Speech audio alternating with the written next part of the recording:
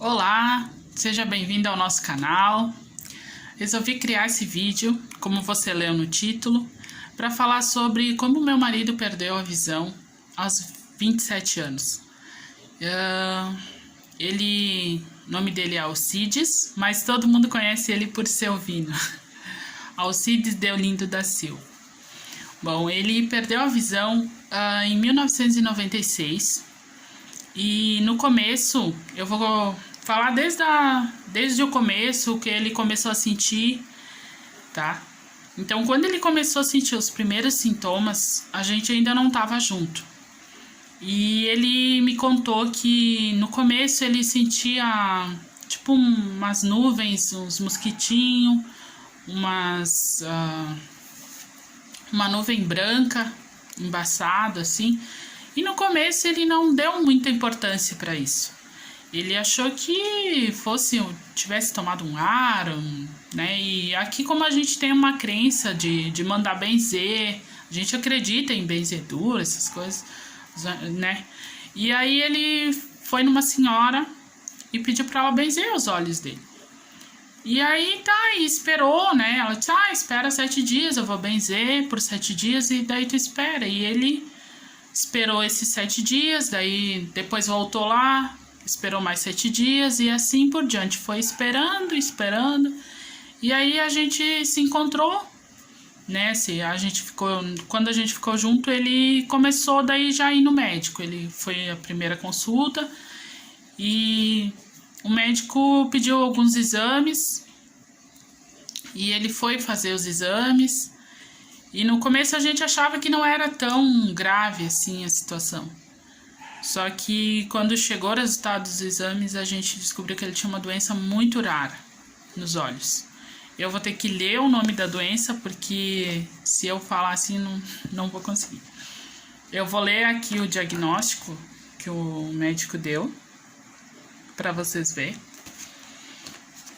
Senhor Alcides Deolindo da Silva, um relatório oftalmológico.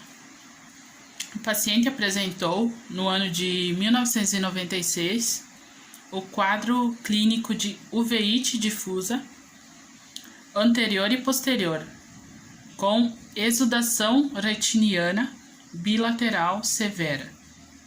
Foi estabelecido um diagnóstico de doença de Vogt-Koyanagi-Arada e apresentou evolução desfavorável a respeito terapêutico. Atualmente, ele está com amaurose, que é a cegueira, bilateral e atrofia ocular. Ptisis bulbi, o nome. O quadro é irreversível. O paciente necessita de acompanhante para a locomoção. Então, assim, ele teve além dessa doença rara, ele teve a atrofia dos 2 olhos. Então, ele meio que murchou que nem um limão e entrou para dentro. E o outro, então, ele tá normal, mas, tipo, criou uma pele branca por cima, sabe? E no começo, foi muito difícil para ele quando ele perdeu a visão, porque ele era uma pessoa que trabalhava por conta própria, ele era pintor e trabalhava também, tinha peões, assim, que trabalhavam cortando mato de acácia. Então ele trabalhava por conta própria, ele tinha a independência dele financeira e de uma hora para outra ele perdeu a visão. Foi em torno de 3, 4 meses depois que a doença pegou mesmo para valer. Ele fez a cirurgia e não teve volta. Ele foi para Porto Alegre, fez a cirurgia e quando tirou o curativo do olho, assim, ele enxergou bem por 5 dias de um dos olhos que ele perdeu, né? E aquele que entrou para dentro, ele enxergou por 5 dias. E super bem, até a gente ficou muito feliz porque ele tinha voltado a enxergar, né? Só que daí depois se apagou, aquele olho. E então para ele foi muito difícil no começo, porque ele enxergava, ele fazia as coisas dele, e de uma hora para outra ele perder a visão assim de vez. Então, o médico disse que isso podia acontecer, tipo, logo que ele começou a perder aos poucos a visão, podia dar um apagão e ele perder a visão assim, dar aquele apagão do nada. E teve uma vez que, quando eu tava grávida do primeiro filho, que ele veio no médico sozinho, porque ele ainda enxergava, né? Ele tinha um pouquinho, tava perdendo a visão aos poucos, mas ainda enxergava, ele podia se locomover sozinho. E aí, quando ele veio no médico, o médico usou uns colírios e do nada, no meio do centro, ele perdeu a visão, apagou tudo. Deu um flash e apagou. Aquele dia foi tenso pra ele. Meu Deus. E a gente tem muita história pra contar, que vai ser contada em outros vídeos. Mas a questão aqui é quando ele perdeu a visão. Ele fez várias cirurgias, fez cirurgias, né, normal, fez cirurgia de colírio e nada. O caso não teve, não é irreversível e ele fazer um transplante também é arriscado, porque daí ele corre risco, né, de vida. Então ele optou por não fazer o transplante e também optou por não botar um olho de vidro, porque ele poderia botar por causa da estética ou coisa assim. O médico até pediu, né, se ele queria fazer e ele não quis colocar, né. Então, no começo para ele foi difícil, porque daí ele fazia as coisas dele e daí do nada ele não conseguiu mais fazer. Então, de lá para cá tem sido bem difícil, porque ele do nada assim perdeu a visão e para mim é difícil falar. Foi complicado. Depois vieram os filhos.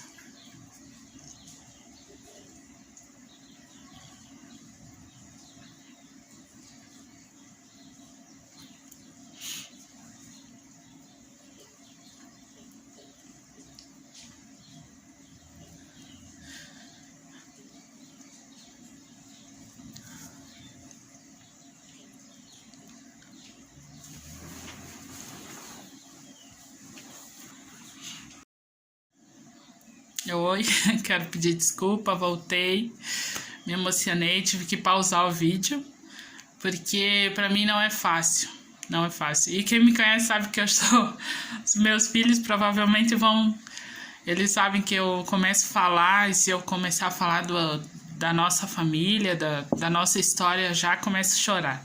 Então, pra mim é complicado, né? Eu sabia que eu ia chorar no vídeo, eu sou muito chorona.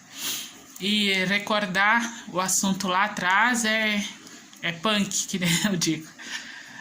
Mas assim, depois que ele perdeu a visão, então tudo se complicou na nossa vida, porque então ele trabalhava, eu casei muito cedo, então eu tava grávida, e então a gente se pegou assim, meu marido com problemas de visão, uma doença rara. E como ele trabalhava por conta, quando ele perdeu a visão, ele estava sem a carteira assinada, porque ele trabalhava por conta, tipo pintura, né? E então ele, no momento, não estava pagando o INSS. E ele se viu, então a gente se viu, ele perdeu completamente a visão e eu era de menor ainda e estava grávida. Então, a gente passou por alguns apuros por causa disso. E veio nosso filho. Graças a Deus, hoje estão todos criados, todos encaminhados, graças a Deus.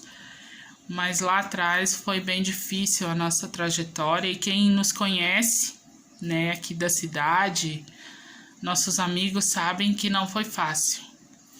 E ele agora, eu não digo que ele tá acostumado, ele, né, teve que se habituar à nova realidade, né? Mas ele é uma pessoa assim que quem conhece ele sabe que para ele não tem tempo ruim, né? Ele é uma pessoa assim que nada É impossível. Se ele tiver que fazer, ele vai lá e faz, entendeu? É uma pessoa que não tem desânimo. É incrível. Então a nossa família, eu e os meus filhos, a gente busca essa força nele, tá? Porque é incrível. E eu tenho um vídeo que eu vou colocar aqui no finalzinho, que a gente comprou a nossa casinha. Então, quando a gente estava construindo, ele subiu lá pregar o oitão.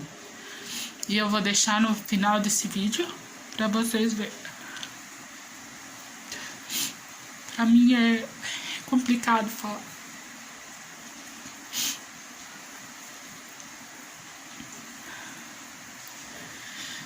Mas ele é muito forte, é muito guerreiro. E é por isso que eu queria mostrar a história dele aqui. Eu peço desculpa para vocês.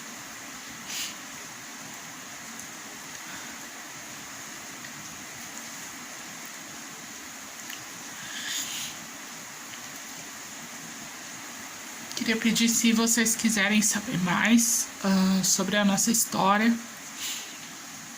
que eu vou contar aqui, para vocês se inscreverem aqui no canal, para vocês ativarem o sininho das notificações, para vocês receberem os nossos vídeos, serem notificados.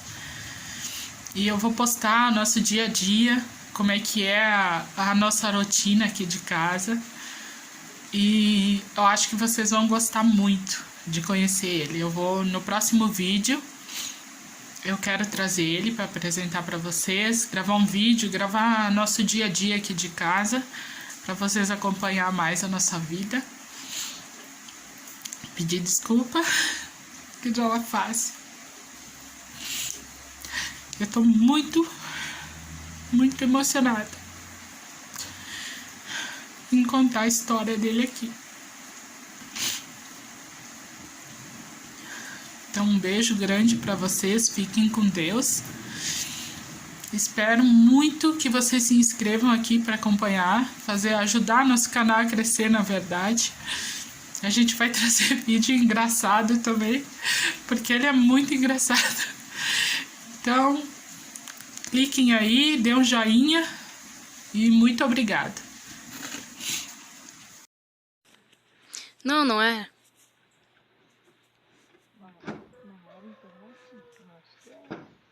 Era mensagem.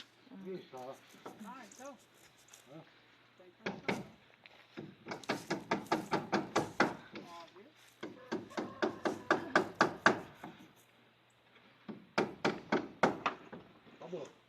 Essa acabou. Ui. Nossa, que perna. Acho que pesado a fralda. Acho que a domba ele não viu nem, mano. Mas claro. Com certeza. Aí, isso aí ficou legal. Viu? Tadinho. Mas é sempre. Vai, né? Hã? Opa. Vai ter que pegar daqui. Meu Deus. Tá vendo essa porta aqui? Aí a outra agora tem que levantar mais a escada, né? Tem que botar um cara vendo uma pica. Mais baixo tá agora. Cada vez melhor. Aí, viu?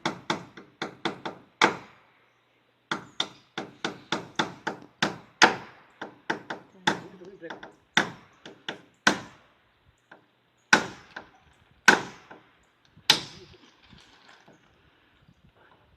Muito longe. Eu não posso ir mais pra cima. Por causa, depende das tábuas. E ele prega só pelo tato, né? Ah, Chega muito pouco, prega só pelo tato. ah.